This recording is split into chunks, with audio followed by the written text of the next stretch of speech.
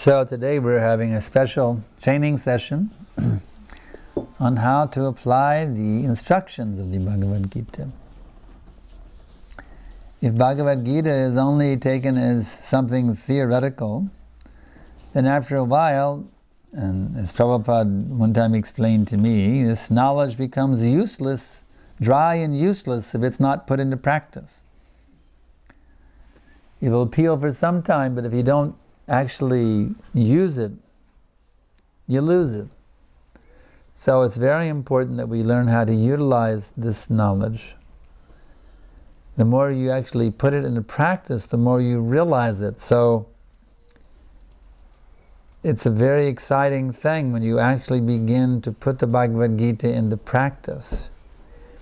It actually elevates you to the transcendental platform beyond this material existence, even while you're here doing your ordinary duties with your family and your job, your education, whatever it may be. Even while within this material existence, if one puts into practice the teachings of the Bhagavad Gita, then one will be living in a world beyond this world.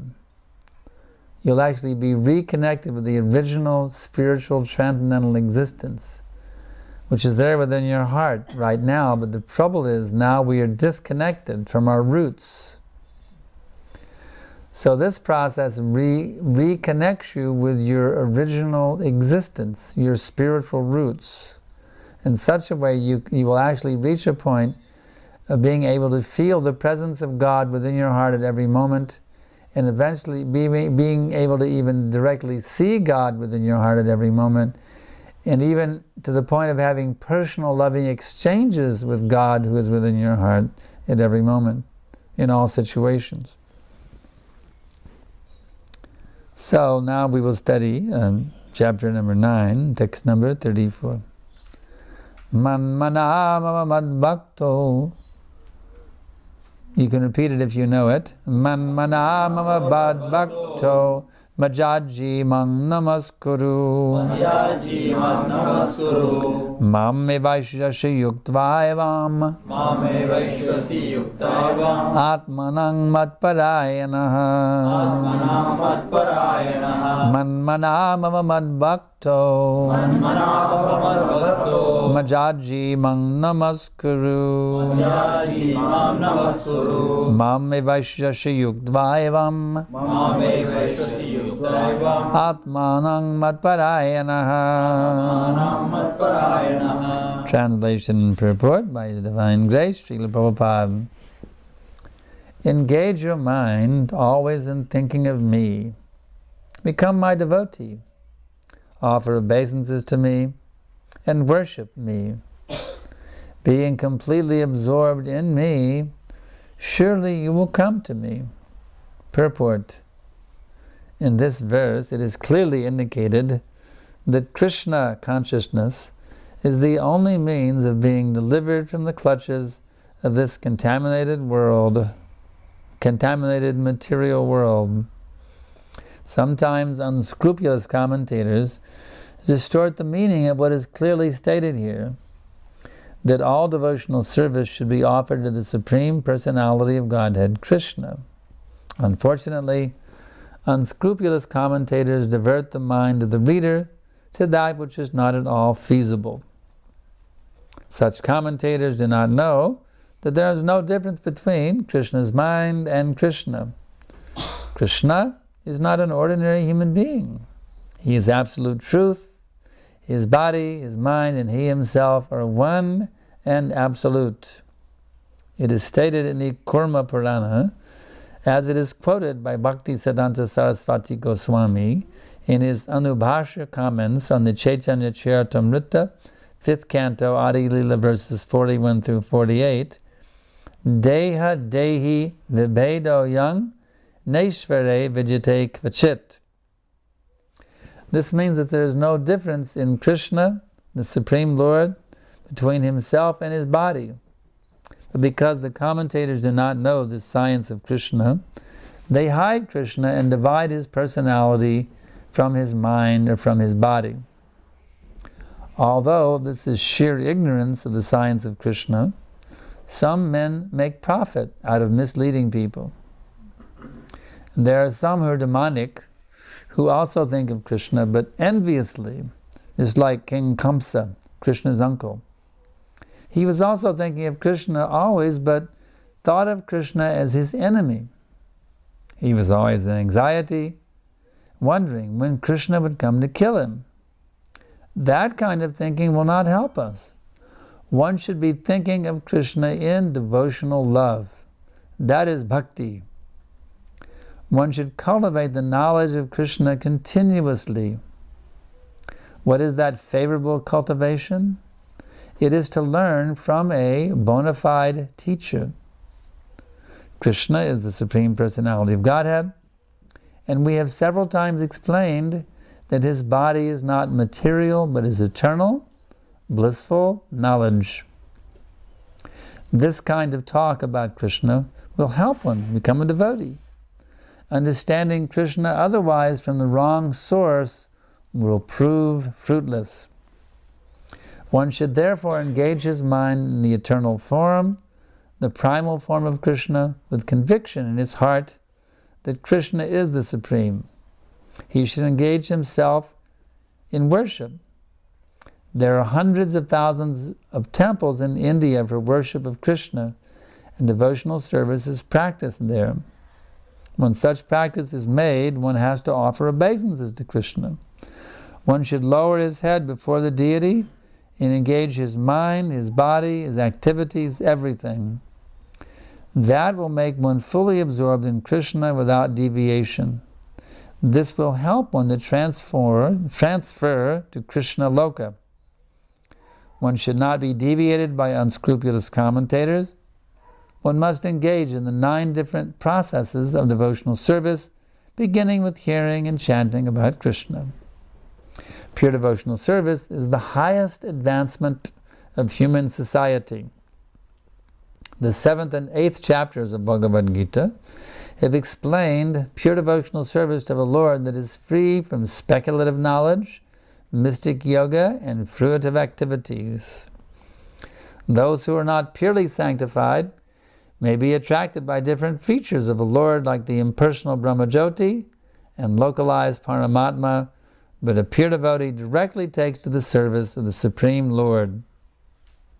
There is a beautiful poem about Krishna, in which it is clearly stated that any person who is engaged in the worship of demigods is most unintelligent and cannot achieve at any time the supreme award of Krishna. The devotee in the beginning may sometimes fall from the standard, but still he should be considered superior to all other philosophers and yogis. One who always engages in Krishna consciousness to be understood to be a perfectly saintly person. His accidental, non-devotional activities will diminish, and he will soon be situated without any doubt in complete perfection. The pure devotee has no actual chance to fall down, because the Supreme Godhead personally takes care of his pure devotees. Therefore, the intelligent person should take directly to the process of Krishna consciousness and happily live in this material world. He will eventually receive the supreme award of Krishna. Thus end the Bhaktivedanta purports to the 9th chapter of the Srimad Bhagavad Gita in the matter of the most confidential knowledge. Vandeham Shri Guru Shri Jataparakamalam Shri Gurun Vaishnavamscha Shri Rupam Sagrajatam Sahagana Raghunatam Vitam Tam Sajivam Sadaitam Savadutam Parijana Sahitam Krishna Chaitanya Devam Shri Radha Krishna Padam Sahagana Lalita Shri Vishakanvitamscha. So, one could ask, why to practice this thing called Krishna consciousness? Well, it's a very practical thing.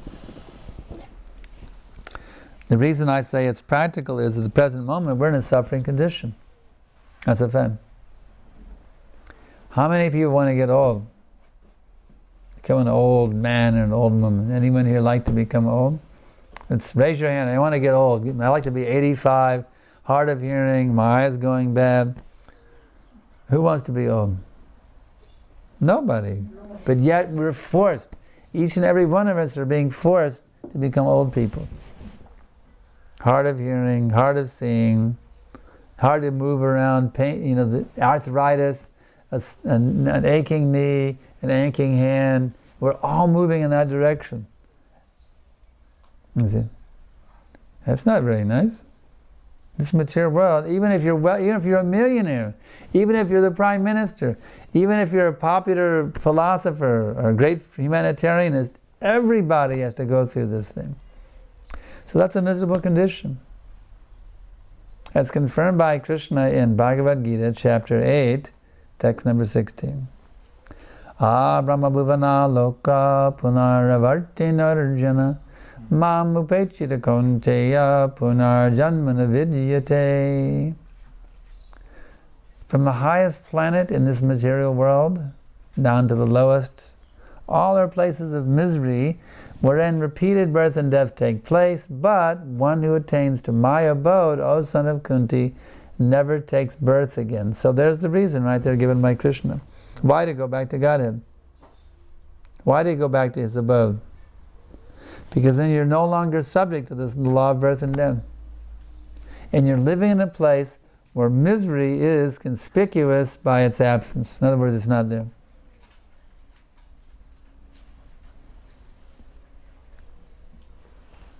So we don't have to speculate how to get back. This book, which is Krishna came and spoke these teachings directly to Arjuna for our benefit, actually. Arjuna did not need to hear this. Arjuna was simply playing the role of a conditioned soul so that Krishna could speak to him. The Bhagavad Gita actually meant for our ears. So we have to understand this very simple process given in the Bhagavad Gita.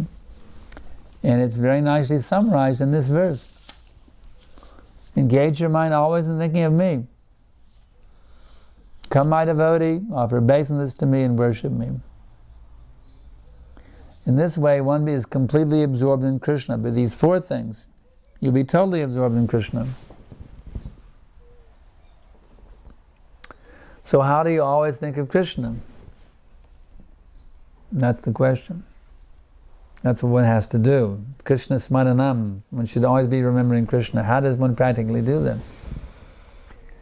If I take myself as a center of enjoyment in life, it will be difficult to always remember Krishna. If I think that satisfying myself is the goal of life, it will be very difficult to always remember Krishna. The only way we can really always think of Krishna is to understand I have to please him.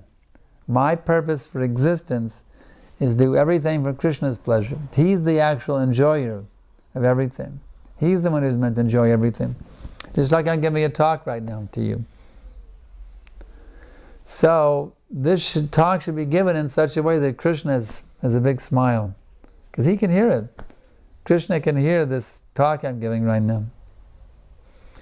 So he should be very pleased, you see. To be able, thinking of Krishna means to please Krishna. Now there is the other thing, there's the method of Kamsa, that's called pratikul, to think of Krishna in an unfavorable way, but that is not recommended. We are meant to follow the anukul marg, which is to think of Krishna in a favorable way, in a friendly, loving way. That's how we're to think about Krishna. So if everything I do has to be for his pleasure, then I always have to see, is this pleasing to Krishna? If I offer meat or fish or eggs to Krishna, will that please him? No, it won't. We know from the great acharyas it will not do so, and from the scriptures. It will not please him. So the practical system of being engaged in bhakti yoga is to do everything in such a way that Krishna is pleased with you. Because if you do that, then you're qualified to re-enter the spiritual world upon leaving this present body. You're fully qualified. All you have to do is do everything in such a way that is pleasing to Krishna. The second item, become my devotee.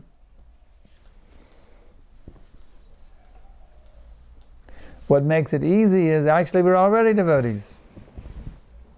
So we don't really have to, in one sense, become a devotee. All we have to do is stop trying to be something that we're not. All we have to do is come back to our original natural consciousness.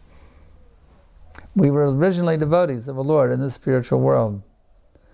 But due to misuse of independence, we have fallen from that position here to the cycle of birth and death, where we're trying to be imitation gods. I'm trying to play God, you're trying to play God, and as soon as our little kingdoms, clash with each other, there's fight.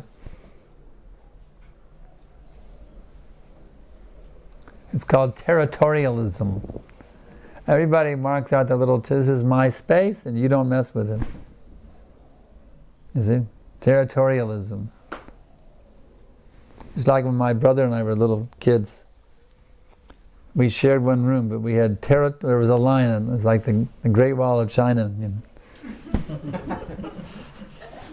down the middle of the room. He had the side that was by the door, and I had the side by the window. So I was granted, just like in Berlin, West Berlin, they had access through a narrow corridor, but they couldn't go beyond that. They could go through East Germany to get to West Berlin. So I had my little corridor, and I was allowed to go in and out, but I couldn't step over the corridor. And then I had my side. And he had his side, and that was it, you see. So in this material world, even children will naturally do this kind of thing because we come into this world with this sort of contaminated consciousness that I'm the Lord. But this I am Lord consciousness is the whole disease that we're suffering. That's why we're miserable. This I am is called lording it over, you see. We come into this world naked, we leave the world naked, in the middle we say, this is mine, and we fight over it, you see. This is Australia, this is India, this is our border. We stand here with guns. If you step over the line, we will shoot you, you see. So it's the materialistic mentality. We're not saying this is God's property. The whole planet Earth, why a whole planet? The whole universe is God's property. This is God's house, and we're all His children in His house. And because of this artificial tendency to claim proprietorship, we're fighting and struggling with killing each other, torturing each other, you see, exploiting one another in so many ways. It's completely crazy. If this Krishna consciousness can simply be taken up in the world, there will be perfect peace and harmony throughout the whole planet. Bhaktaram jagatapasam sarvaloka maheshwaram suhridam sarvabhutanam gatvam gatvamam shantam richati. For those who know me as the supreme enjoyer, the supreme proprietor, and the best friend of all living entities, peace is attained, and only by this method. Gyatva mam, knowing me in this way, shantam gacchati, shantam richati, they achieve peace by knowing me these things. So, this is why we should practice Krishna consciousness. Because this practice of Krishna consciousness revives that understanding that everything is the property of God. So how does one practically realize that everything is the property of God? By engaging in His service. If I say this is your property but I'm using it for myself, then I'm an intruder. You see? If I really say that this is your property, then that means I will use it in your service.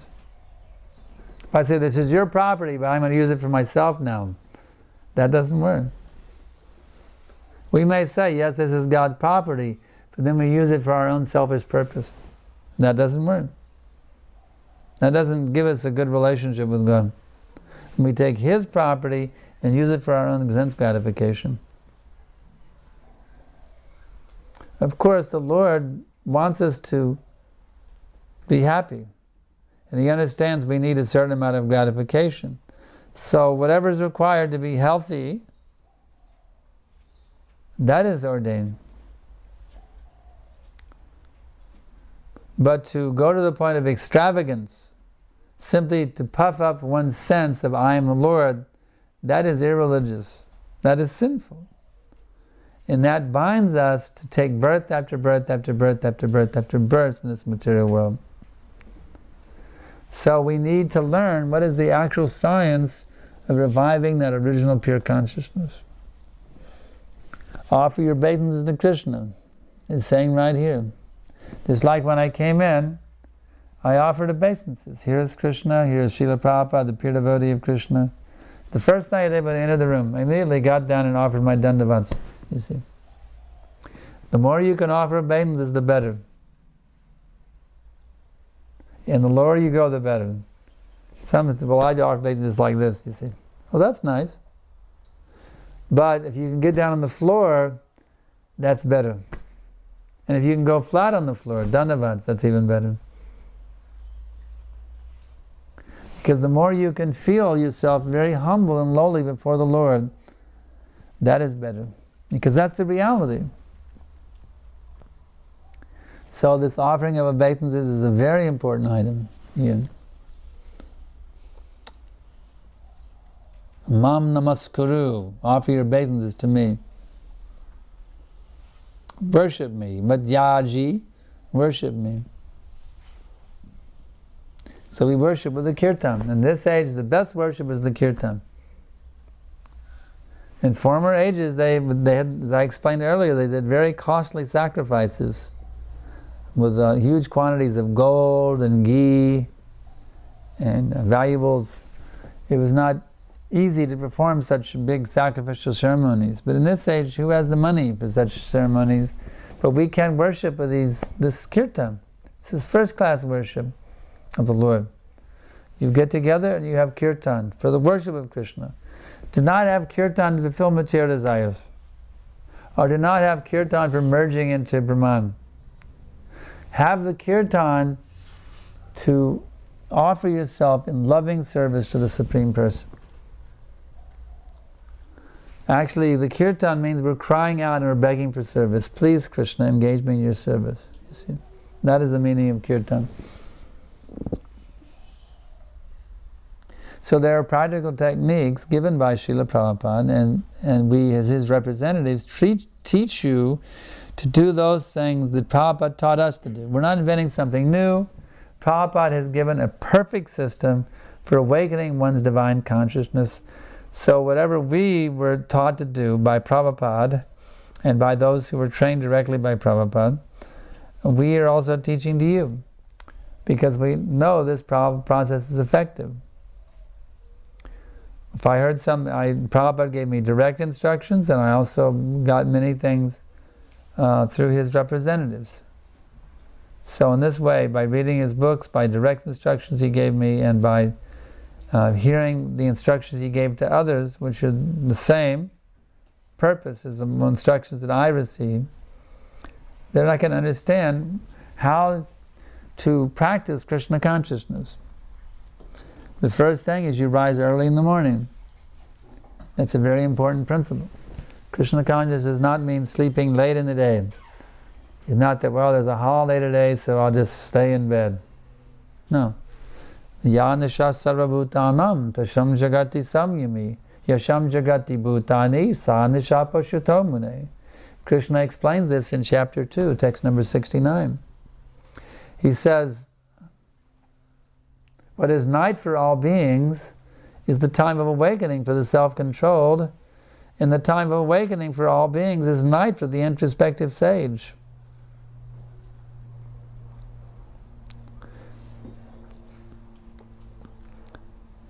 The time when the devotees wake, that's when the non-devotees are just finally winding down their partying to go to sleep. Like I try to get up by 2:30 or 3 in the morning, you see. Some people, they stay up till 2:30 or 3 every day, partying or drinking or watching movies, and then they wind it down by 2:30 or 3, and they sleep like bear as long as they can, you see. So it's just the opposite thing, you see. The time of awakening for the self-control is night for the introspective sage. And I saw it practically. I had a preaching center I was running a preaching center for Prabhupada's mission in Norman, Oklahoma back in the early 80s. And my next door neighbor, one morning I was up early chanting my japa, and he said, "What are you doing up at such an ungodly hour?" That's actually a saying they have in English. I don't know if they have it in Latvian, but it's an ungodly hour. The early morning is considered ungodly. Can you imagine how much they reversed the whole thing? I said, "No, this is godly hour," I told him. Not ungodly, it's godly hour. You see? The fact is, there are different modes of nature acting at different times of the day. The early morning hours, especially that hour and a half before sunrise, is called Brahma Muhurta. It's a very sattvic time in the mode of goodness. That's the best time to meditate, best time to read scripture, best time to meditate on the holy names of God. Even if you're, for mundane purpose, if you're a student, that's the best time to study, because you'll retain it better than anything that goes into your brain during the Brahma Muhurta. It's the best time for learning, and it's the best time for worship and meditation. So then once the sun comes up, then Rajaguna comes in. Passion, go here, go there, earn this, earn this, spend this. Money, money, money, money, money, money. You see? Passion. Get out there in that traffic,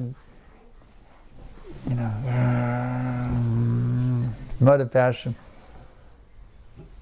And then finally, after that working hard all day, now the mode of ignorance. Yeah, I just want to get ignorant. Take some alcohol or something. Not us, but I mean the ordinary person. You just kind of black it all out with get a little drunk and then go to sleep. You see? Or to get drunk, have some sex and go to sleep. Just kind of go into ignorance. You see? Mode of ignorance. So the best time of the day is that early morning. So if you want to practice Krishna consciousness, don't let the sun catch you sleeping. Don't let that sun, when Surya Dev comes peeping up over the eastern horizon, don't let him see you laying there in bed. Be out of the bed. Be chanting the names of God. You see? And if you're tired, you can take a nap later on. It's okay. Prabhupada told us, if you're sleepy, he said, take a snap. He called it a snap. I don't know what snap means. Maybe it means short nap. S for short. Prabhupada never said, when he told us take a snap. So devotees just would say, yeah, I'm going to take a snap, Prabhu. We picked it up from Prabhupada, I'm going to take a snap, Prabhu. So yeah, if you're sleepy, Prabhupada said, take a snap. He says, not too much, just enough to refresh. So if you're groggy, there's no harm if you take a nap, you see.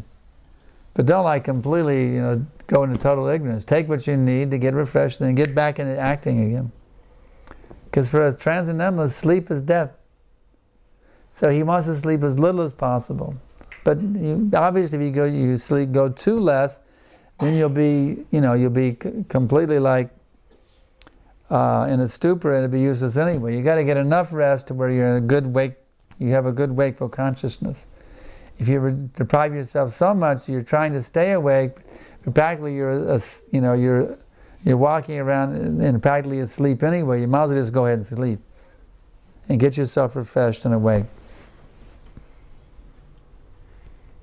So that early morning time, then, one should take advantage and chant the holy names of God. Krishna is saying, engage your mind thinking of me. So that practical system of doing that is given in the same chapter actually, in text 14. Where's my water cup? There it is, okay. In the same chapter, chapter 9, text 14, Krishna is saying, Satatang kirtayanto mam. Always chant my glory. So this is the practical method of how to be absorbed in thoughts of Krishna, by chanting. You may say, well, I don't like chanting, I just rather sit there and, you know.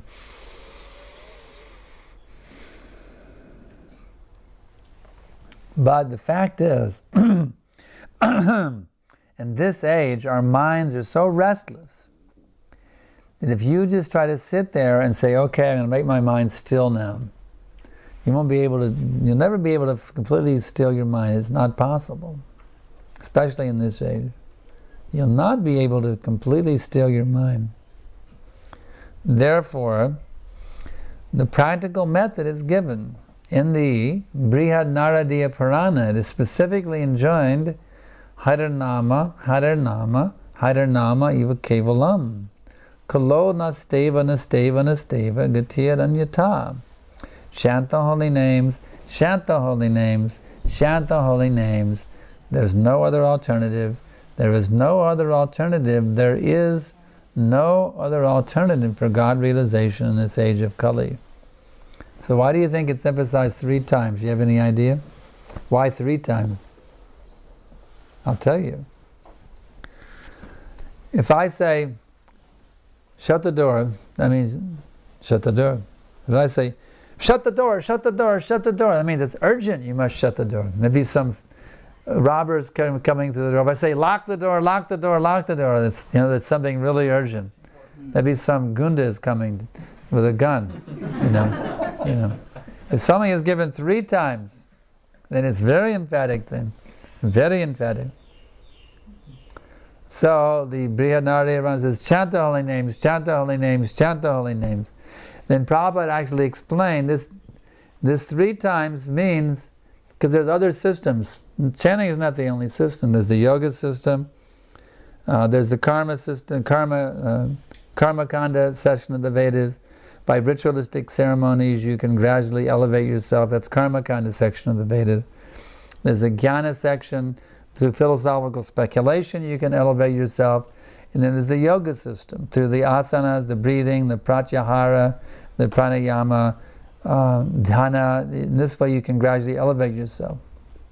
There's karma, jnana, yoga. So Prabhupada has explained to us that this 3 times is denying not by karma, not by jnana, and not by yoga. That's another reason it's said 3 times. It negates all the other options. That only by chanting in this age. This is prescribed, this is called Yuga Dharma. There are different dharmas in different yugas. This is the Kali Yuga. In this yuga we have very short lives. Prayanapa Yusha Shabya Kala Vasman Yuge Manaha Mandasu Manda Matayo Manda Bhagya Hupadrita. Oh, learned one, in this iron age of Kali, men have but short lives. They are quarrelsome, lazy, misguided, and above all, their minds are always agitated like anything. This is an age of great mental disturbance, and you can see it on the faces. When you just look at the faces of the people, and you'll see so much disturbance in the faces. People are so disturbed. So in this age, these other systems which take a very long time, the mystic yoga system or Ashtanga yoga system takes 60,000 years to perfect. So it's not practical in this age. You'd have to take birth as a yogi many, many, many, many times as a yogi to finally achieve perfection. So in this age, it is recommended that one should chant the holy names of God. And then, to make it even more clear, the Brihad Naradiya Purana states, there is no other alternative, there is no other alternative, there is no other alternative. So therefore, we recommend, it is our spiritual master's recommendation. It is a recommendation coming down from Lord Chaitanya Mahaprabhu, who is Krishna himself. It's not our recommendation. We are simply passing it on to you, that you regularly chant the holy names of the Lord. The prescribed system is known as Japa Mala. You get the Japa beads, and you get up every morning and you chant on the beads. Someone says, well, I'm just going to chant my mind all day. I don't need the beads. But I guarantee you, your mind is not chanting Hare Krishna all day long. Let's be honest. You're not. We need a time where we can actually sit down and intensely focus on the holy names of the Lord. We need them. So we have the japa mala, you know how to get those malas. We have them at our temple, North Sidney temple. In the gift shop. If you don't, how many of you are chanting a mala every day? Raise your hand. So we encourage all of you who are not chanting on the mala every day to please take up this mala chanting. Just do a little bit. Don't take up any big things. Start off, just get a little taste. Try chanting this mala and just see what is the result. It's amazing. I'll never forget the first time I chanted the mala. One very nice devotee, Mukhanlal Prabhu, now he's a sannyasi, I forget his new name. He invited me. I was a young songwriter in California, and he invited me to come to the temple and spend the night there, to check it out. So I did that, and we got up the next morning, and they had a special set of japa beads hanging on a hook on the wall. It was for the guests, a guest japa mala. So they told me how to chant on it, and I did it. I chanted one round on that japa mala, and it was amazing. It's like this. I entered into another dimension. It was amazing. I was feeling so blissful as I headed back to I was over living in Berkeley at the time at the University of California, and the temple was over in San Francisco, up in the Haight-Ashbury neighborhood. So I just went back to Berkeley, and I was laughing. I was just in a very joyful state of mind and feeling really blissful after chanting that round of japa. It's very powerful. And I had a realization that night that spiritual realization was coming soon for me. I didn't know exactly how it was coming, but I knew it was coming. And I knew I shouldn't mess around anymore, waste my time in frivolosity, in frivolous things. That was a realization I had that night. I shouldn't waste my time being frivolous. I should now become very serious about self-realization, because it's coming soon. If you're not frivolous and you're serious, then it'll come soon. It was a wonderful experience and a wonderful realization I had just from chanting one round of japa. So I encourage you all who are not chanting the japa mala, kindly get it and do it on a regular daily basis, just to see what will happen to your consciousness, to see how it will change your perspective on reality. Just do it as an experiment, and I guarantee you'll be glad you did. You'll really be glad you did. You'll find that you'll find a new you. Within you right now, there is a liberated you. See, right now we're conditioned consciousness. We're conditioned by this material body, which is subject to birth, death, old age, and disease. Because of that conditioning, we suffer so many anxieties. But this chanting helps you to penetrate through the conditioned self, which is the covering of your actual self, and actually connect with your true self within. A self which is completely free from all anxiety. A self which is eternal, full of bliss and knowledge. Just by this chanting, you can actually be your actual self, instead of the pseudo-self, which is a covering of the actual self. So if this sounds interesting to you, if you would like to have a self, an identity, and a personality that's eternal, full of bliss and knowledge, then all you have to do is start chanting. Now, who would like to take up the chanting now, after having heard that? Anybody like to start it now? Would you like to start chanting a little bit? Yes. What do you think? I've done it a few times, but not every day. You've done it. You have some japa mala? Not in Australia, but I had it in India. I used to do it sometimes, not always, that regularly. The key is to do it on a regular daily basis. Just like if somebody wants to build up their muscles, they say, yeah, I went to the gym one day. You know, then you're not going to build up your muscles. You look like you work out. But that's another point. But anyway, just as you work out and you develop some nice, what are they called, biceps? Yeah. Because you must work out pretty regularly, huh? Yeah. So just as you work out in the gym, or maybe you have barbells at home, Just as you're working out to get some nice biceps, you see. If you work out with the holy names, just like you work out with the weights, you're going to get something much better than the biceps and the triceps. You see. But you have to work it out. You have to work, just like you work out in the gym to build up your biceps, you got to work out with the holy name. Even just a little bit. Even if you do a 5-minute workout every day, or 10-minute workout, depends on how fast you chant. But if you just, 5 minutes, Prabhupada said, after one is practiced, you can actually do a round in 5 minutes. But of course, in the beginning, you'll be doing 7, 8, 9 minutes, something like that. And gradually, as you get into it, it'll become more spontaneous and natural. But we really recommend that you should chant every day, work out every day with the holy names. It's a consciousness workout, you see. It's very powerful, very effective, and very ecstatic thing to do, a consciousness workout every day. Get those beads and sit down, take your morning bath, and get up and say, now my time for japa mantra meditation. I'm just going to go deep. This is real Indian culture. You see, real Indian culture means to rise early in the morning and meditate. Doesn't mean to just get up, throw some coffee down my throat and jump in the car. You see, that's Vacha culture. Real Indian culture means you rise early in the morning, you take your bath, and you meditate. You pray and you meditate. That's how you begin your day. So the most powerful, the most recommended and powerful prayer for this age is to chant the holy names of God. And in the Kali Santarana Upanishad, it specifically tells us which mantra is the most powerful and the most effective. You may think, well, you people chant Hare Krishna because you're Hare Krishna people. And because you're Hare Krishna religion, therefore you chant Hare Krishna, but that's not true.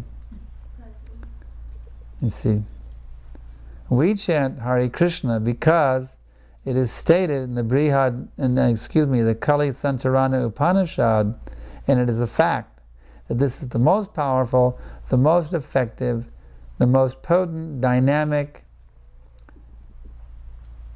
technique for quickly coming to the enlightened state of consciousness beyond all miseries. That's why we chant Hare Krishna. Not because we're members of the Hare Krishna religion, so we have to chant Hare Krishna. No. You see, I didn't join a religion. I didn't become a Hindu. Do I look like a Hindu? No. I didn't want to become a Hindu or join a religion.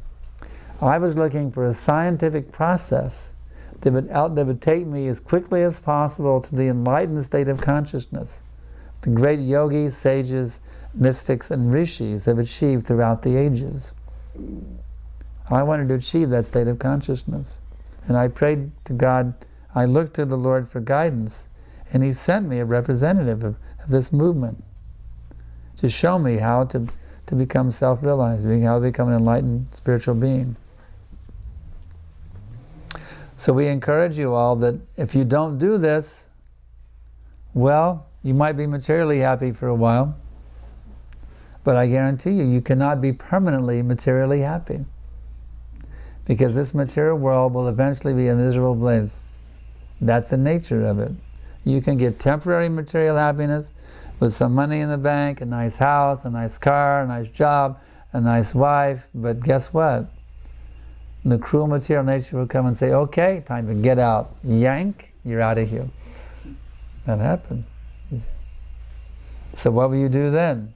Your whole happiness is based on that money, that house, that position, those kids, and now you're yanked, completely ripped away from the whole thing. Now where's your happiness now? You see, it's a miserable situation to be ripped away from those things that were your source of happiness. So therefore you have to find your happiness spiritually. You can keep your material happiness, that's all right, but you have to put permanent happiness.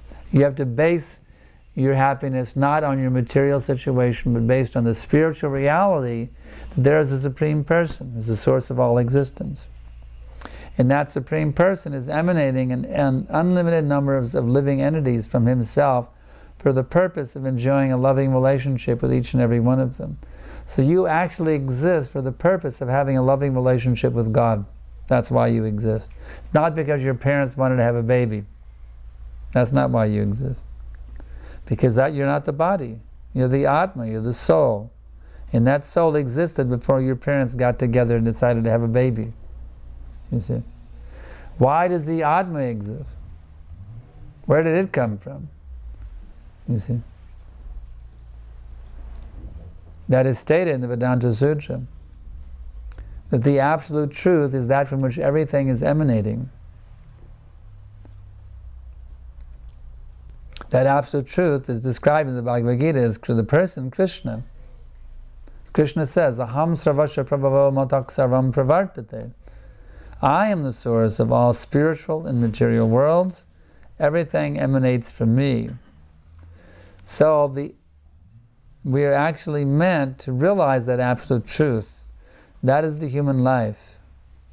If we simply arrange for our eating, our sleeping, our mating, and our defending, well, how is that different from the animals? The animals are doing. Have you not seen the bird? He's building his nest. We saw, when we were living in Austin, one apartment building in Austin, there was a grove of trees across the street. Somehow or other the birds decided that would make that their capital city. For the whole area, that whole part of the state of Texas, that was the place, and all the bird watchers came to watch them. Every night, during the day they would go out and gather worms, whatever they did, and every evening would come back thousands of birds in this small grove. They'd all have their nests, they had their little families. They all came back. This was a big bird subdivision, you see. They all came back. Thousands of them every evening would come. And every morning they would wake up, and they'd be chirp, chirp, chirp, chirp, and they'd all just take off this way, that way, going there to gather their worms, or to gather more sticks to put an extension on their nest. And in this way, you see, they were doing their eating, sleeping, mating, and defending business. But if all we do is get a house, make some money, have some kids, take care of the family, then how are we any different than the bird? How are we any different than birds if that's all we do? That's my question. It is stated man is a rational animal. So, if a man does not have rationality, what does that make him? He's simply an animal. Rationality is what separates the human species from the other species. Rationality. In terms of the other things, we have that in common with the animals. They eat, we eat. They sleep, we sleep. They mate, we mate. They defend, we defend. On that level, we're all the same. We're just another species of animals. But what makes us different, what makes us distinct, is that ability to inquire about why do I exist? Where have I come from? What is the purpose of my existence? The other species cannot ask these questions. This sets us apart from the other species. So if we don't actually do that, if we say, well, I'm too busy, that's all right, maybe sometime in the future, but now I have to get my degree, or now I have to move up the ladder in my corporation, I got to focus on that now, and maybe later in life I will do. You see, this we see, the tendency is there to say, well, later, later, later, yes, but later I will do, but no. Death can come at any time. Can any of us guarantee we will live for another 24 hours? I cannot guarantee I can live for 24 more hours. I cannot guarantee. Therefore, there's nothing more important than to reconnect with God right now. Nothing more important than reconnecting with God, Krishna. And He's made it very clear in the teachings of the Bhagavad Gita that chanting His name is the how we reconnect. So who would not want to reconnect with God? Who would not want to take some time out to chant His holy names every day? You see? That's my question. Who would not want to do it? It's the proper thing to do for everyone. The whole world should be chanting every day names of God. We don't say they have to convert to our movement. If they want to chant the name of Allah or Krishna or that's our name. We chant Allah or Jehovah. That's all right. The principle is to chant the holy names of God That is the universal religion. Because God is actually one. There's one Supreme Person who has unlimited names. So one should rise early and chant the names of God. That means you're coming to the human platform. That means you're waking up the dormant, enlightened self that's within you. That means now you're going to get free from karma chakra. You're going to come back to your original identity as an eternal servant of the Lord. So we encourage all of you to read these books of Srila Prabhupada and to chant the holy names. And in this way you become very, very happy. You become enlightened with transcendental knowledge. You'll be able to see beyond the temporary nature of this material existence to the eternal existence of the spirit soul in relationship with the eternal Supreme Being and His transcendental pastimes in the spiritual sky. And you'll be qualified to go and enter into those pastimes upon leaving this body. So I can ask now if there's any questions. Yes? The Harinama Sankirtana, is that actually mentioned anywhere else in the Upanishads, apart from the Kalisantana Upanishad and also the Brihadanaradiya Purana? Is it actually mentioned anywhere else as well? That it is actually the recommended process for the Kali Yuga? Yes? Is it actually mentioned in any of the other Puranas? Or Oh, in so many places it's mentioned. There's many, many places. I haven't memorized all those quotes, but I have seen many, many, many quotes in many, many places to establish the importance of this Nama Sankirtan. Yeah. I believe you stressed about the Kalisantara Upanishad in your newsletters, in your daily bulletins as well, quite a number of times. Is there any reason that the other Upanishads are actually not stressed on? Why they're not? Well, the Hare Krishna mantra is given in other places too. That 16 words mantra is mentioned in many places in the Vedas. Some of my postings, I have mentioned the other sources. It's mentioned in many, many places. Hare Krishna mantra is not just in one place, it's in many, many places. For the most emphatic recommendation is the Kali Sankarana, so we use that usually when we refer to the scriptural evidence, but it is mentioned in many places, this Hare Krishna mantra. Beginning with Hare Krishna, and then Hare Rama. Any other questions?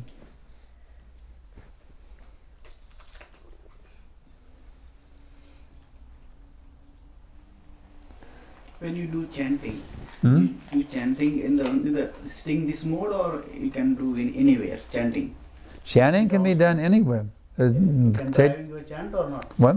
When you are driving, you can chant or not? Yes, one can chant in any time, any place, any situation. You can, when you're chanting, you can take a shower. When you're showering, you can also chant Hare Krishna, Krishna Krishna. Chanting in every situation. But the Japamala, your 16 rounds of chanting, that should be a time when you do nothing but chanting. You should try to go into a state of deep meditation when you're chanting your japa. I mean, really deeply go in. Hare Krishna, Krishna. You can't do that kind of deep meditation while you're driving. If you did it, you'd have an accident. Now I'm going to go into a deep state of meditation. Hare Krishna, Krishna.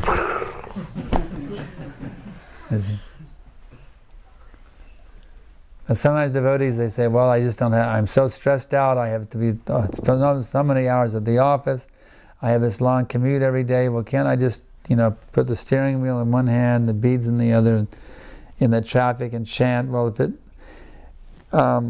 it's better not to. If it was an emergency and you've taken a vow to do 16 rounds and you're stuck, you're up late till you didn't get to.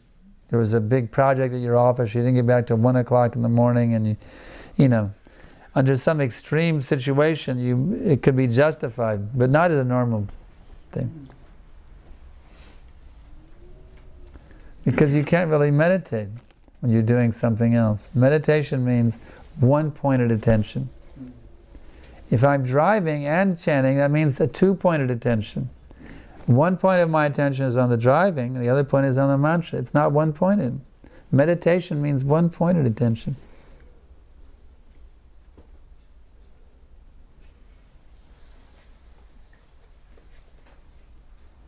Isn't it?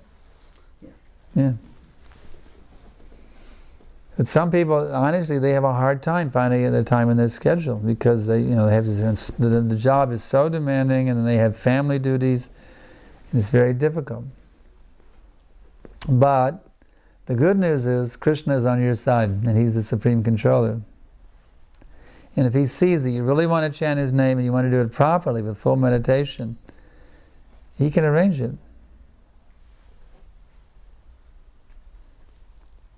He can give you full facility. I know one devotee that I know, Kuvera Prabhu in our Houston temple. He doesn't live in the temple, he lives across the street from the temple. He's a very dedicated devotee. He does regular puja for the deities, practically every day, I think. No, not every day. But regularly he does the puja. Morning and evening puja even for the deities in the temple, and then he goes to work. So he's so devoted, he actually sold his house and bought a vacant lot near the temple and built a house so he could easily do service at the temple. He sold his house and moved like a 5-minute walk from the temple. And he's so dedicated. And Krishna, because of that dedication, Krishna gave him a situation where it's really easy for him to chant. I don't know about it in Australia, but in the US it's called flex hours. Do you have that here? Yes. Some countries, corporations get flex. So he worked out a flex hour deal because the traffic in Houston is horrible, probably pretty bad here too.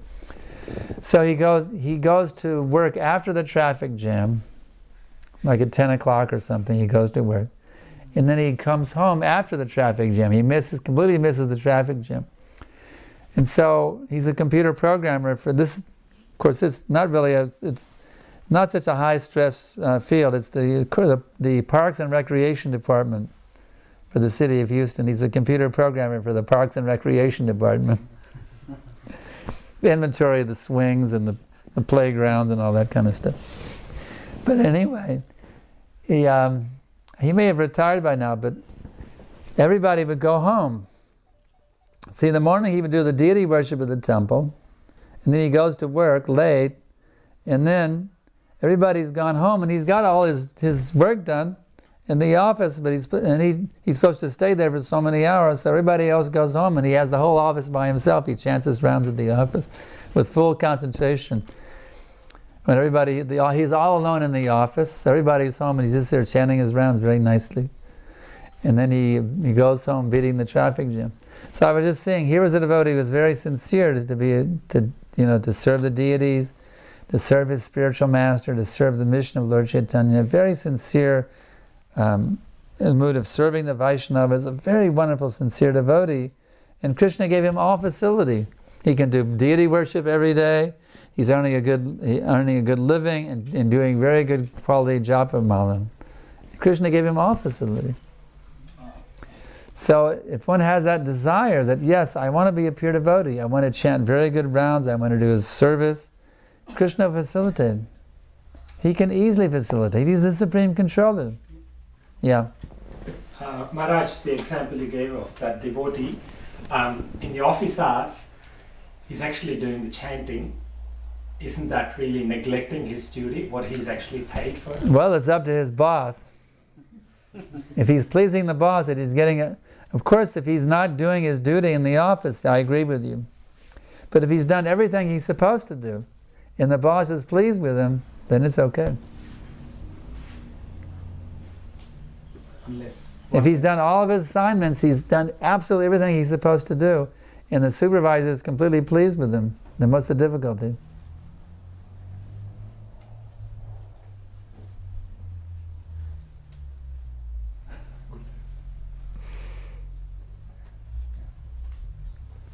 And actually, I met his boss. The two of them came for a conference in Austin. There was some conference, and the two of them came. And the boss, he has a very good relationship with his boss. The boss likes him a lot. Remember they came? The boss came to our apartment. Yeah, he and the boss came up to attend some convention for their profession, in Austin, which is like 2 hours, 3 hours away. They came, the both of them came. The boss is very pleased with them. A very good relationship. The boss is very, very pleased with them. Not that he's doing something that, you know, it's on the sly, and if they caught him, he'd be fired. Not that kind of a thing. He's in very good standing. But I don't recommend that you should do this at your job. It's just an example that Krishna facilitates. If you have this sincere desire to become a pure devotee of Krishna, to fully absorb yourself in His name and do nice service for the temple, nice service for the devotees, nice service for the mission of Lord Chaitanya, and at the same time you have to cover your worldly duties of earning a nice livelihood for your family, Krishna can give you everything. And this is confirmed in the Bhagavad Gita, chapter 9, text number 22. Ananyas chintayanto mam yejana priyapasate tesham nichapiyuktanam yogachemam vahamyaham. For those who worship me with exclusive devotion, meditating on my transcendental form, I preserve what they have and I carry what they lack. And Srila Prabhupada explains in one lecture that this means that Krishna personally delivers to your door whatever you need. So Krishna, if you're sincere that I have one love in my life and one love only, and that's Krishna. Everything is for Him. My family life is for Krishna. My professional life is for Krishna. Everything about my life, it's all a loving offering for Krishna. If you have that one point of determination, then Krishna can do miracles to make everything work for you. That's a fact. If you don't believe me, just try it, and you'll see. I guarantee you, if you try this, it will work. If not, I'll give you 10,000 Australian dollars cash. I back up my claims with money. And no one's ever asked for the money yet, because this process works.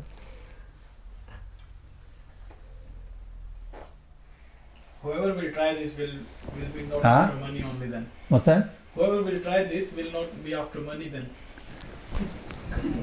That's true. That's a thing. Because once you get a taste for Krishna consciousness, then all the wealth of the world cannot compare with it. If you had a scale, it's like in India, they have those scales, you know, the merchant has a little scale to weigh. They put in weights on the other side, you see, to see how much they're going to charge you for whatever it is. So if you put all the wealth of the world on one side of the scale and one pure utterance of Hare Krishna, saying Hare Krishna one time with pure love, if you put that on one side of the scale, all the wealth of the world, it'll go zhoop, like that, immediately. One pure utterance of Krishna's name is more valuable, more opulent, more potent than all the wealth, all the prestige, all the fame, whatever you could have in this world, whatever there's beauty, power, renunciation, knowledge, wealth, fame, whatever you could have in this world, one pure utterance of Hare Krishna completely tilts the scale. You may say, well, it sounds really gay, but I don't experience it. Well, you can experience it. You have to practice. You have to train yourself how to purely absorb your consciousness in the Hare Krishna mantra. That's why we say to chant the mala every day.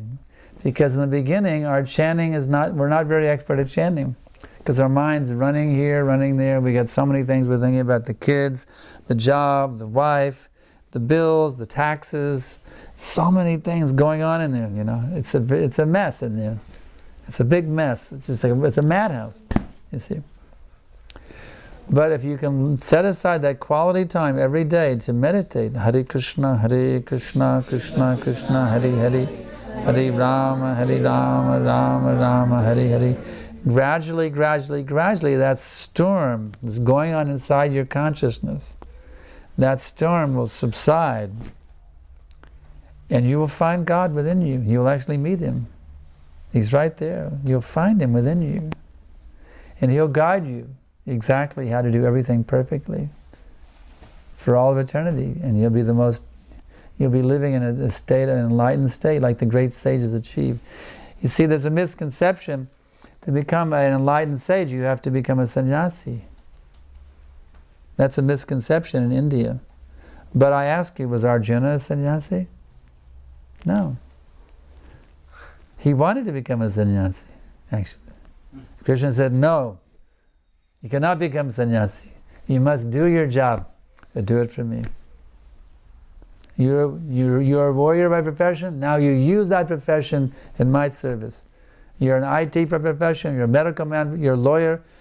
You don't give up that profession to become a devotee. Take your profession as lawyer, IT, accountant, whatever you may be, housewife, student, whatever you may be.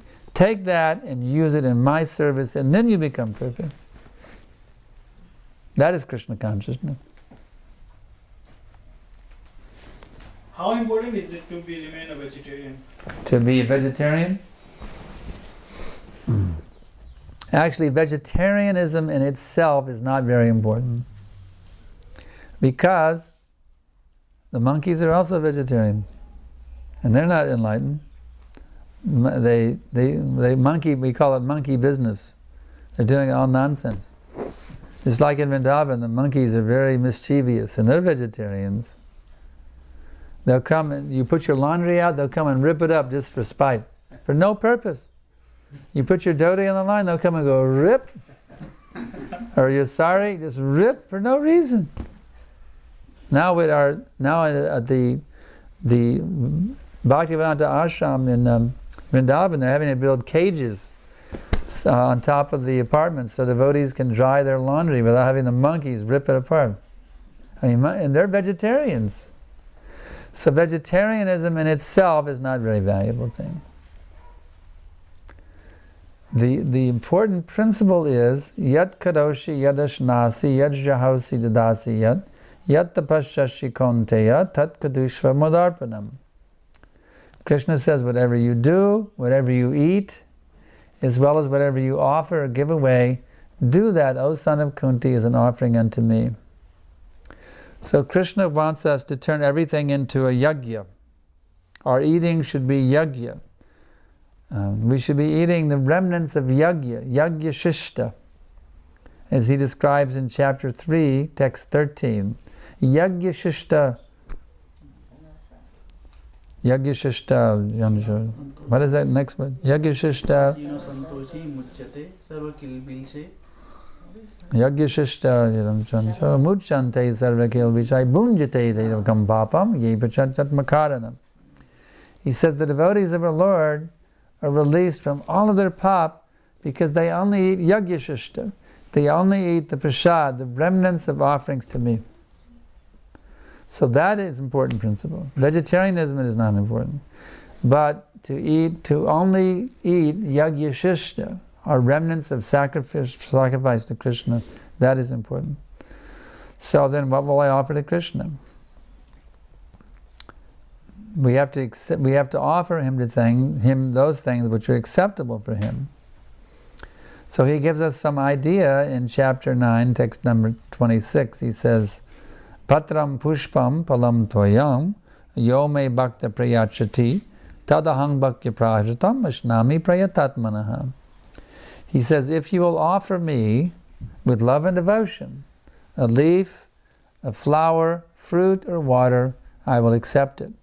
He didn't say meat, fish, or eggs. And there are other verses indicating that meat, fish, and eggs are not suitable. So, therefore, that is the important principle. Krishna says if we don't offer it to him, we're eating pop only. So we need to only eat those things which have been offered to Krishna with love. And those things are from the vegetarian category, because Krishna is vegetarian. If Krishna was a meat eater, we could offer meat to Krishna. But Krishna says, no, I will not take that. You cannot offer me meat, I will not accept. So that we cannot do. So that's on the highest spiritual level why one should be vegetarian, Krishnatarian. And of course there are many moral and economic reasons, as well, health reasons. If you feed the grains to the animals and then eat their flesh, it takes 10 times as many grains as it would if you just fed the people. There's grains directly. It's we're by a meat eating industry on this planet, people are starving because of the meat eating. You see, if everyone became vegetarian and we ate the grains directly instead of eating the flesh, fattening up the cows and eating their flesh, we could solve all the starvation problems on this planet immediately. If meat eating was banned and the grains were fed directly to the people.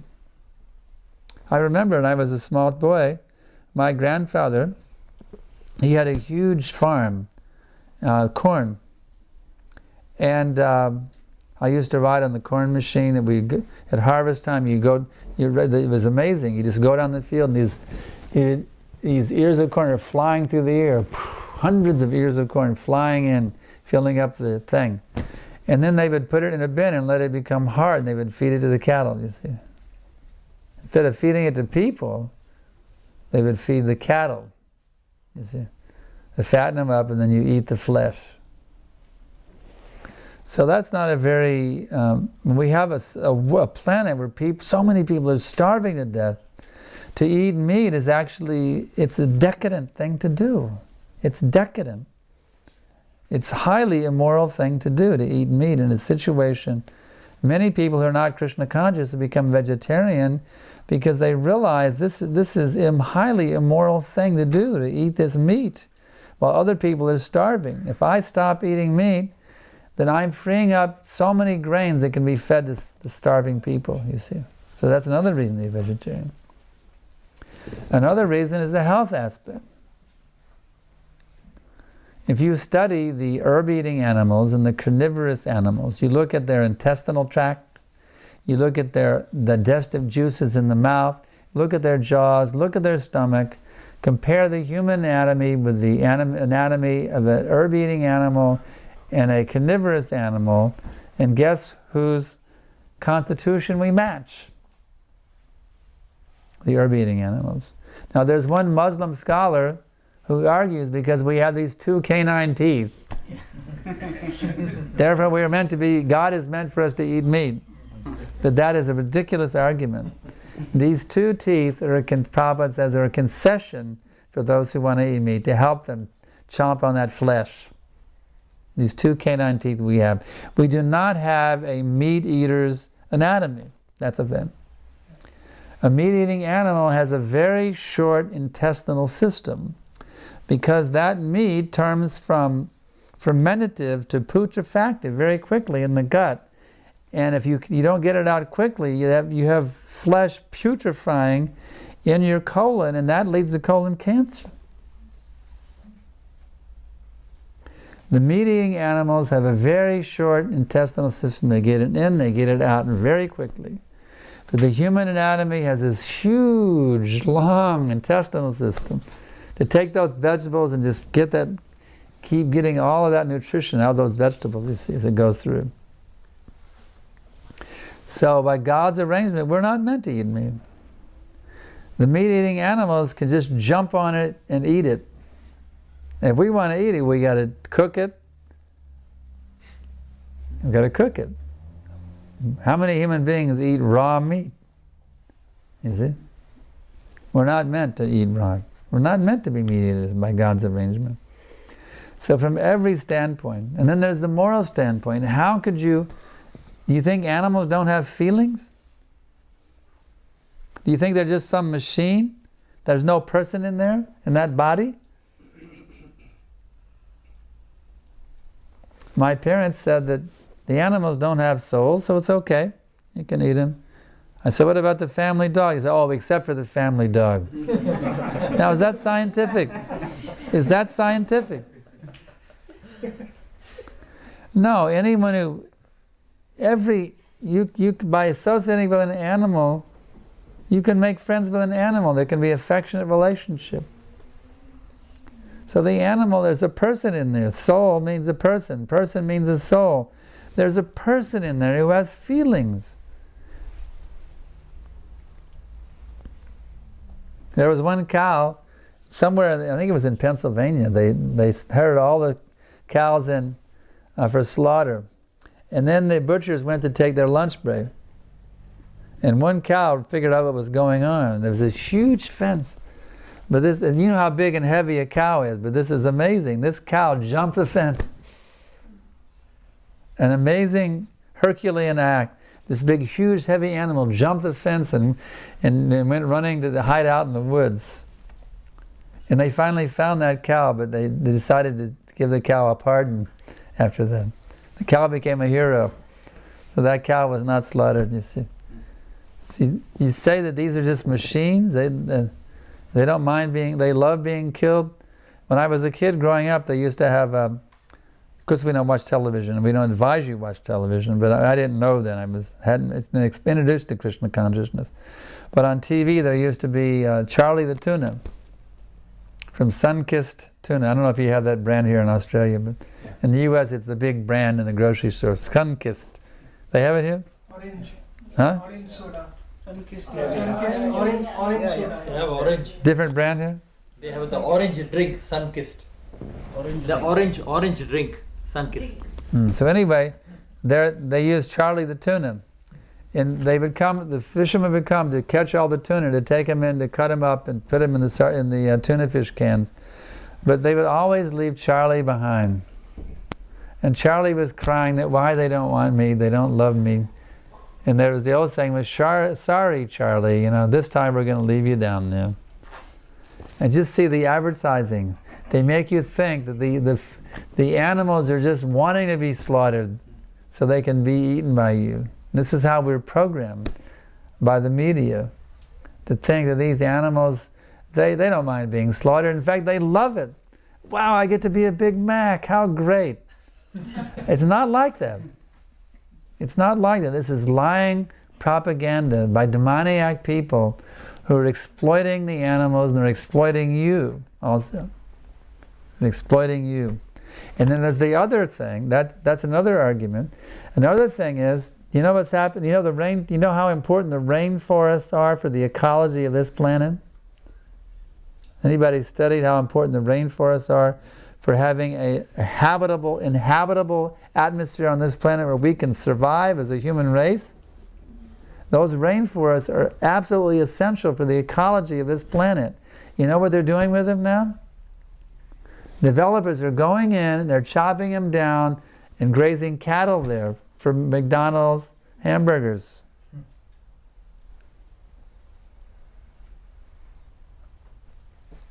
So by eating meat, you're supporting the desertification of this planet, of turning this planet into a wasteland.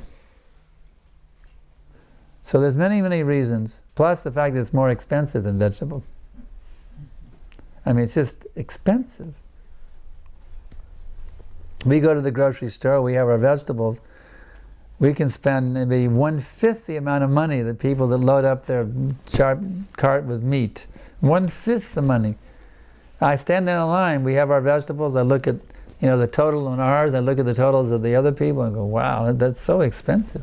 They're struggling like anything, loading their cart up with meat, and sometimes the blood drips on the floor of the grocery store. They come and mop up the blood. It's so gross. I don't see how anybody could eat meat who has any sensitivity of what's going on. The only person who eats meat is a person who's blind, who's insensitive. This is my mother. The cow is my mother. She gave me her breast milk. And now how could I possibly think, how could I even walk into an establishment where my mother her body was cut up and is being put for sale? My own mother who gave me her breast milk. You see? But what can we do? But that's where we buy our vegetables. But the thing is, we become desensitized to actually the atrocity that is represented by that meat department. The atrocity of the cows, the atrocity to the planet Earth, the atrocity against the starving people of this planet. It is such a sinful thing. If this government was proper government, they would immediately close the slaughterhouse. Because they did not close the slaughterhouse, they are not qualified to lead this country. That's a fact. And I guarantee you, when we get enough people, Krishna conscious people, we're going to vote all those rascals out of office, and we're going to shut down those slaughterhouses. We're going to shut them down. Because they're turning this planet into hell by these slaughterhouses. Yes? If I may ask just one more question, Maharaj. The wonderful shloka you have actually read at the beginning of the class, 9.34 I believe. How is that related to the 67th shloka of 18th chapter? Is that more or less, is it in a different dimension, or is it more or less the same? Are you talking about 65. 60, I don't, 66, I'm sure. Sarvadharman is 66. Okay, probably that one. Yeah. Not 67. Okay. Yeah, the relationship between 934 and 1866 is this. Krishna is saying, surrender to me. So you say, okay, Krishna, I'd like to surrender to you. Now tell me what I should do. And he says, okay, then look in chapter 9, text 34. Here's what it means to surrender to me. Always think of me, offer obeisance to me, become my devotee, in this way. This is how you surrender. So that's why when I was asked to give practical instructions on how to become a devotee, I immediately said 934. Being a devotee means you're always thinking of the object of your devotion, namely Krishna. And there are many other verses too. Machchita madgita prana bodhiyantak param katayantastamam nityam tijanti charamanticha. The thoughts of my devotees dwell in me. Their lives are surrendered unto me. And they derive great satisfaction and bliss by enlightening one another and conversing about me. So that's another item. Thinking about Krishna means talking about Krishna also, hearing about Krishna. So the full answer is given by Bhakta Prahlad. He says, hear about Krishna, chant about Krishna, remember Krishna, serve Krishna, worship Krishna, pray to Krishna, befriend Krishna, offer everything to Krishna. In this way he describes the 9 different types of bhakti. So everything that's in the Bhagavad Gita, all the instructions, offer your food to me, these are all in how to do at Sarvadharman Parityajam, become my devotee, surrender to me. They're the how-tos of that one verse, which says we should surrender to Krishna. Any other questions? Yes. I go to the temple, especially the North Sydney temple. I like the atmosphere there. But somewhere in my mind I'm thinking about the prasadam. Is it something demeaning, and am I demeaning myself in front of God, or it's not? When you're worshipping the Lord, you're thinking about eating prasadam? Not during that time, but yeah, sometimes, to be frank. You're asking is it a material desire to meditate on eating prasadam? I like the atmosphere there, but I also like the prasadam. Is it something wrong? No, you should like the prasadam. Prasadam is also to like the deities there. Radha Gopinath, they're so beautiful. I was just amazed. I was singing the kirtan the other morning, and I'm just looking at that beautiful smiling face of Gopinath, and I was thinking, oh, he's just showering his mercy, and it was so wonderful to see. That deity was installed by Prabhupada himself, and that's a very, very special deity of Krishna, Krishna himself is actually present. And if you actually approach that deity with love, that deity will reciprocate with you. He'll actually individually, personally reciprocate with you. If you bow down to him and with loving feeling, you take his darshan, he will have a personal reciprocation with you. He's an amazing deity. It's a fact. So can we also, as we appreciate the deity, can we also appreciate prasadam? Yes. Because that is also an incarnation of Krishna. Krishna appears in the form of the deity. He's also present in the form of the prasad. So that means you should take prasadam just as you take the darshan as an act of worship. You should take prasadam also as an act of worship. That's why generally instead of saying, oh, it's time to eat, we say it's time to honor prasadam. Taking prasadam is an act of meditation, just like chanting or bowing down is a meditational activity. Taking prasadam is also a meditational activity. Prabhupada would take prasadam with great relish. He wouldn't rush through it, but he would take with great relish. He would relish the prasadam. Every bite was an act of transcendental meditation. So we're not conditioned that way in the material society, in this eat and run society. But we should try to slow down a little bit when we take prasadam and say, this is worship. We should say the prasadam prayer. Shavira Avidjadal, you know that prayer? Yeah, that's very good. You should. Who is the teacher here? Can give him that prayer. Vijay Gopikesh Prabhu can teach you that prayer, give you the prayer, and then you can say that now when you go to the temple, even at home now.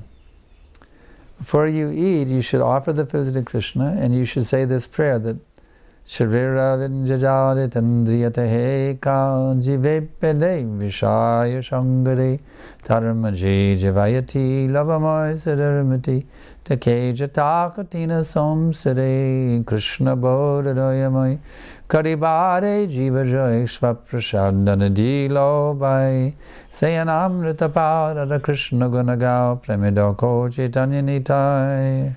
So you understand the Sanskrit, or the Bengali, I mean to say? You understand the Bengali? No. All right, I'll give you the English then. O Lord, this material body is a lump of ignorance, and the senses are a network of paths leading to death. Somehow or other, we have fallen into this ocean of material sense enjoyment. What is the next line, Devi? Let's see, let me start over again. I have it in there, I got to pull it out of my memory. O Lord, this material body is a lump of ignorance, and the senses are a network of paths leading to death. Somehow or other, we have fallen into this ocean of birth and death. But my dear Lord, you have been so kind, you have appeared before us in the form of this prasadam.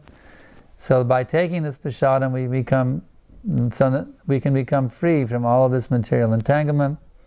So now, my dear Lord, please, now let us take this prasadam to our full satisfaction, and remember your Lordship, Sri Sri Radha and Krishna, and always pray for the mercy of Prabhu Nityananda and Lord Chaitanya. I had it pretty close. That's pretty close to the exact wording, a few little things, but that's the mood.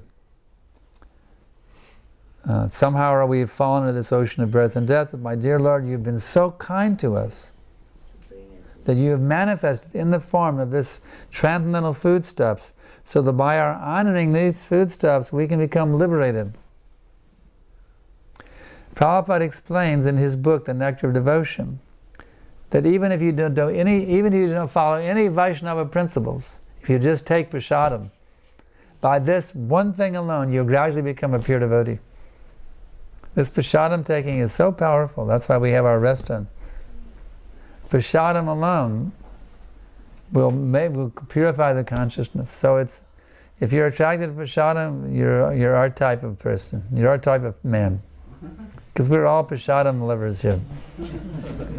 In Miami Temple, when Prabhupada came there, he told the devotees, he said, you have all come to this movement because of prasadam. And then he turned to the temple president, who was very reserved. He said, you too, Albiram? Albiram said, yes, Prabhupada. So actually we've all been attracted by it. I remember the first time I got prasadam from Vishnu Janaswami's cooking in Austin.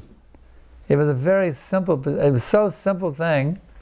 It was just some potatoes with turmeric, I think, and there was some apple chutney, maybe, I forget what it was. It was sweet rice, apple chutney, and turmeric and potatoes. It wasn't like what we call a regular standard Indian meal, you know. But it was just those, he had no facility, he had no house, he was just borrowing somebody's kitchen, whatever he could scrounge together. He didn't have any woks or any spices, he had nothing. He was a traveling sannyasi with no vehicle, nothing. But he was able to get together turmeric and potatoes.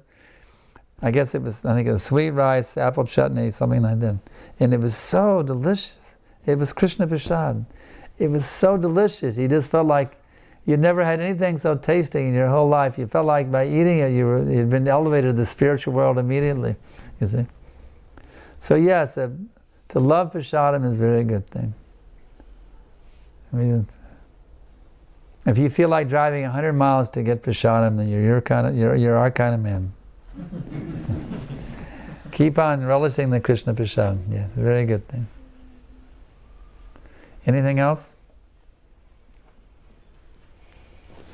Gurudev, you started this lecture by saying that we are suffering, and actually you touched our selfish motives, our selfishness, that nobody is willing to get old, get sick, die. So, which means that then we join Krishna consciousness based of our selfishness. How this selfishness is different from that selfishness we have now. Yes.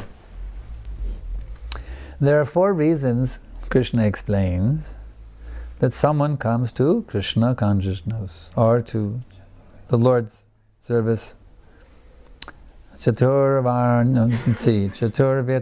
bhajante mang jana sukritinor artho jagyasar artarti gyani cha bharatarshava. O best among the Bharatas, 4 kinds of pious men begin to render devotional service unto me: the distressed, the desire of wealth, the inquisitive, and he who is seeking knowledge of the Absolute. So all of these are considered selfish. They're still having something, they want to get something for themselves. But because they have come to Krishna, they are considered saintly. Because you become like that with which you associate. Krishna is all pure. If you come to Krishna even with your selfish desire, by his association, that selfish desire will go away. It's like Dhruva Maharaj. He wanted to have a kingdom greater than his father's kingdom. His mother advised him, well, the sages, they approach Vishnu and get their desires fulfilled. Why don't you go to the forest and meet Vishnu? That's where the sages meet him. So he went there with his selfish desire to have a kingdom greater than his father's. And he, under the guidance of Narad Muni, underwent great penances and austerities. And he actually got the darshan of Vishnu, and then he realized that I was a fool to desire these material things. Now I've gotten something much better, and that's Krishna. That's the Lord Vishnu's darshan. So one may come in the beginning with this desire, that desire, selfish desire. And because he's contacted Krishna to fulfill that desire, he realizes actually fulfilling that desire is not really important. All I really have to do is become a lover of God. And then he forgets that desire. Like Dhruva said, I was hankering for a broken piece of glass, but now I've gotten the rarest gem. I was thinking I needed some more money. I was saying I was a little curious. I wanted to titillate my sense of curiosity, or I wanted to become a learned, wise professor of Vedic knowledge. Different reasons I came to Krishna. But now I realize actually those things were not very important. Because actually there's only one thing worth achieving, and that is Krishna.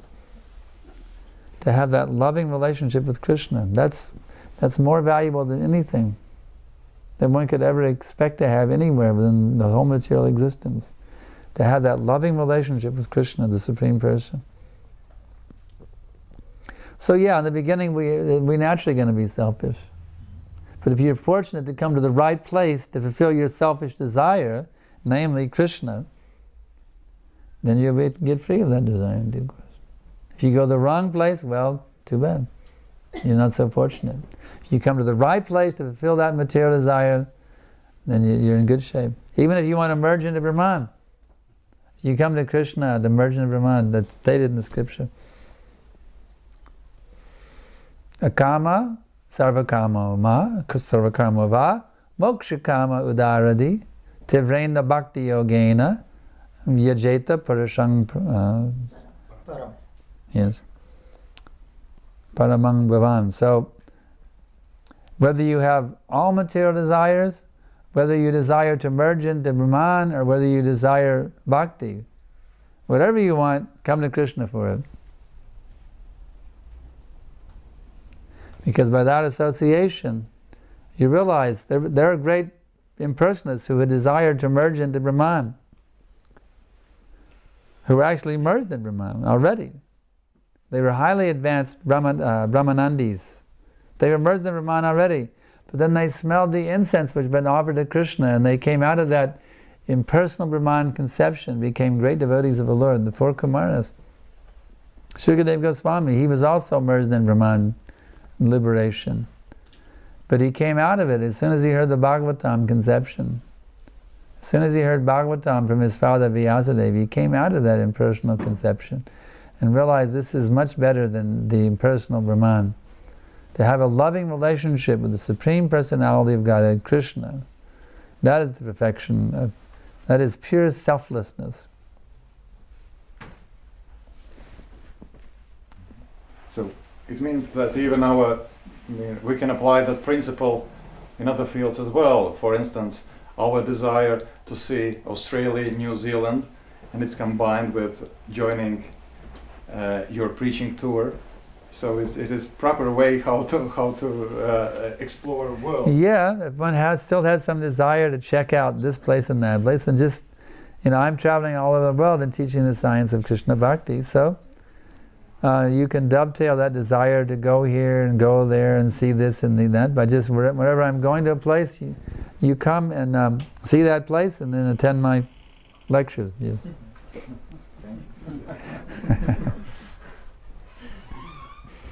But it doesn't mean that I'm going to go to the places where you want to go see. That I'm going to go to Disney World or something like that. But you are traveling a lot, so there are so. No, I have many places. So. Yeah, yeah. You can. Actually, I have many places I go. So if you have that desire to, you can see Malaysia, you can see Argentina, you can see Chile, you can see Lima, you can see Mauritius, you can see South Africa. There's so many places. Europe you've pretty well seen already, but you can see Toronto. So many places I'm going to teach the science. You can tag along and see that place and then get enlightened in spiritual knowledge. It reminds me of what Prabhupada said. He said in India they would go to some beautiful place of natural wonder where people like to go, and they'll build a temple there. It's the same principle. Anything else? So speaking about prasadam, maybe we can have prasadam now. Everyone ready for prasadam? Yes? All right. So we thank you very much for your hearing these words of wisdom coming from the great acharyas, and we hope that you will take these words of wisdom deep into your heart and begin to apply them, because by applying them, I guarantee you, I absolutely guarantee you, remember the cash incentive if it doesn't work, I absolutely guarantee it will work. If you'll take this up, this chanting and this reading and this worshipping Krishna. Thank you very much. Hare Krishna. His Grace Sriman Sankarshan Das Adhikari Maharaj ki jai.